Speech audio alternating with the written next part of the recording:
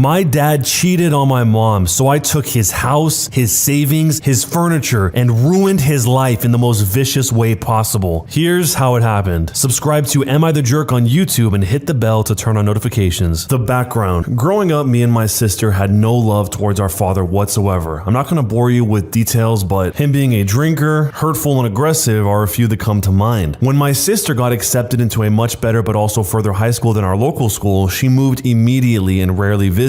We were 10 years apart, so I was 4 years old at that time. I grew up resenting her for leaving me to deal with this BS all by myself, but now I understand and we're on good terms. My local factory was so big that it supported my whole town. Virtually everyone worked there, so everyone knew each other. My parents too. But then it was purchased by the defense ministry and they decided to cut off anyone without at least a high school degree. My mother was let go, and this was after she had me for 4 months. My father, however, made it until retirement and was granted military status. Basically, they gave him an honorable rank so his pension would almost double. But you'd also have to act accordingly because, in terms of speaking, you're military personnel now. My childhood was an absolute nightmare, so needless to say, I turned out to be an absolute mess. Anger management and mental instability are notably the worst, and I'm still working on them. When I turned 18, I enlisted. The two major benefits were, number one, it didn't cost money, and number two, I could never come home if I didn't want to. For me, it was a literal highway out of hell. Fast forward 3 years later, I got an honorable discharge. It turned out I had actual mental problems. Who would have known? I got a boatload of money and even more in the following months when they were able to process my military insurance. I came home to find my town incredibly underwhelming and my father hadn't changed a bit. Not wanting to spend the rest of my life in this hellhole, I took what I could and moved to the city where my sister was living. The last words dear old dad said to me was, "You'd never make it," because apparently being discharged for a mental illness showed that I was a coward. Also, I think he didn't like that I was tougher than the boy who used to obey every word that I once was, and that I'd stood up for myself more in the few weeks I've stayed with him than in my entire first 18 years of my life. I moved to a new environment, took up a blue-collar job. I was pretty beefy thanks to the military, and decided to pursue a career in IT, information technology, all while taking care of my mental health. When it all started, somewhere during this time, he got diagnosed with cancer. I was told that it was not dangerous, but operations were required. My sister had actually reconciled with him, partly because of my mother a few years prior, and would occasionally bring my niece home to visit them. She was quite successful, so she decided to pay for the whole thing. Operations, treatments, hospitals, recoveries, it was all hers. She paid for this whole thing while moving into a new house and buying her first car. Those things are very expensive in my country. My father had a huge bank account because of his pension, but he didn't have to pay a single penny. After a year or so, he's on recovery, and all in all, things were good. During this time, I was struggling with working, studying, living paycheck to paycheck, and had to rely on a social program to get my treatment for my illness. So I visited him every operation, though it wasn't anything tearful. If he didn't poke me, I was fine. After nearly a year of staying in my sister's house, he and my mother headed home after his doctor gave him a go. At that time, I was looking for a new job because the current job was horrible and it made my mental health actually worse. I was lucky to find one where most of my skills were transferred and I had enough time to finish my studying. One day, my mother called me in tears and asked me to come home that weekend. She told me that my father had been seeing someone else. Now, I must admit, I wouldn't put anything past this man, but then I thought she was paranoid. She still is, up to this day, about everything. And I resented the thought of going home on a 4-hour trip just for something that is utterly unimportant. So I calmed her down and I swept it under the rug. Fast forward a few months, I get another call, this time from my sister. She came to visit that week with my niece to inform them that she was 3 months pregnant. What was supposed to be a happy union turned into an absolute mess. Apparently, when my father left his phone unattended for a few minutes, his mistress sent him a very spicy picture of herself and my mom saw it pop up. Needless to say, all hell broke loose. My sister said that was the first in many years she saw my mother scream bloody murder at my father, and when he tried to strike her, my adult sister threw herself in between, which prompted her husband to throw himself in between because, you know, she is 3 months pregnant. It all ended in a very teary trip back to our city after hours of hurling insults at each other. The only good thing that came out of it was my mother somehow was able to bring his phone with her. We convinced my mother to get a divorce, but she's the submissive housewife who thought divorces were worse than boiling live puppies, and I think back then she's still somewhat hoping that he'd turn around. They must have been together for almost 35 years at that point, so I figured something must have been there. She didn't want it, so we dropped it and decided to cut him out for good. Lo and behold, half a year after the incident, my father's side of the family started to contact me. I have a strict no-call policy where the only people allowed to call me outside of work hours are my mother, my sister, her husband, 3 of my best friends, and only recently my boyfriend. So to my bamboozlement, my father brother, his sister, my aunt, his mother, all called me within a day. They suddenly acted so nice and convinced me to come visit them. Obviously, that was all a ruse. After the incident, my father's side all blamed my mother and said she should have kept it a secret and not made a mess for the family's sake. They also disavowed me and my sister because we were, quote, ungrateful brats after we did not accept their ultimate argument of, he's your father after all. Out of morbid curiosity, I ventured back alone to see what it was all about. It turns out they wanted to sell his house. It was on my grandmother's land, and back when he was about to undergo his first operation, we didn't know how it turned out, so we transferred the house to my name because apparently inheriting a dead person's estate in my county is a living nightmare. Out of convenience, we convinced my grandmother to give me the land as well, since she was very old at the time, 80.